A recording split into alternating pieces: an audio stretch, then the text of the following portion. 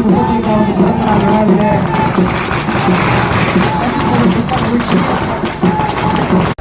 நமது திருவள்ளுவர் சொன்னதுதான் ஞாபகத்தில் இருக்கிறது. தோன்றின் புகழோடு தோன்றுக, அதுவிழா தோன்றலின் தோன்றாமை நன்று என்று சொன்னார். அப்படி 135 வருடங்கள் கழிந்தாலும் அண்ணல் அம்பேத்கர் அவர்கள் பிறந்த இந்த நாட்டிலே இன்னும் அவருடைய பெருமையும் புகழும் எல்லா மக்களாலும் போற்றி பாதுகாக்கப்படுகிறது. சட்ட மேதை, அரசியலமைப்பு சட்டத்தினுடைய மேதை, அதாவது சட்டத்தின் தந்தை என்று சொல்வார்கள். அப்படிப்பட்ட அரசியலமைப்பு சட்டத்திலே அவர் வழக்கறிஞராக இருந்து இந்த சட்டத்தினை இயற்றியிருக்கிறார். அந்த வகையிலே நானும் ஒரு வழக்கறிஞர் என்கின்ற முறையிலே எனக்கு எண்ணிலடங்கா காதல் அண்ணல் அம்பேத்கர் மேல் இருக்கிறது.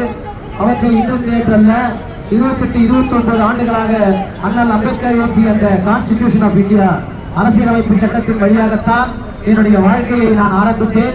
இன்றைக்கும் என்னுடைய வாழ்க்கையை ஆரம்பிக்கும் பொழுது நான் முதலாக அரசியலுக்குள் நுழைந்து நான் செலுத்திய முதல் மாலை அண்ணல் அம்பேத்கருக்குத்தான்.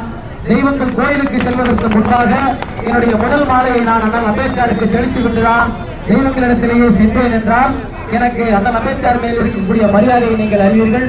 அது தாழ்த்தப்பட்ட மக்களுக்கு மாத்திரம் அல்ல, அனைத்து மக்களுக்கும் உரித்தான ஒரு மாபெரும் வழிகாட்டி தலைவர் தான் நமது அண்ணல் அம்பேத்கர் அவர்கள். அவருடைய வழியிலே இத்தல்ல என்றும் இந்த இந்திய திருநாடு நடக்க வேண்டும். அவர் அளித்த சட்டங்களை மதிக்க வேண்டும்.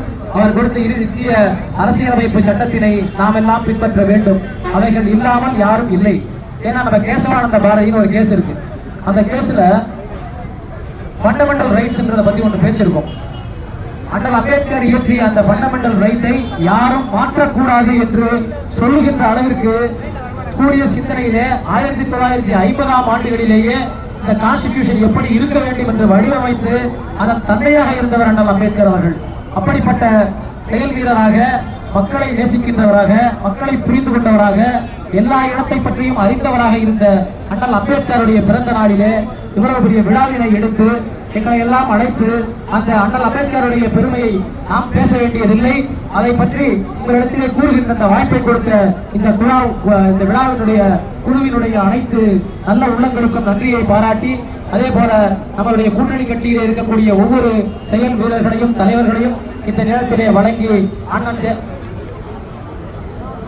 அமமுக கட்சியினுடைய செயல் வீரர் கோகுல்ராஜ் அவர்கள் இங்கே வந்திருக்கிறார்கள்.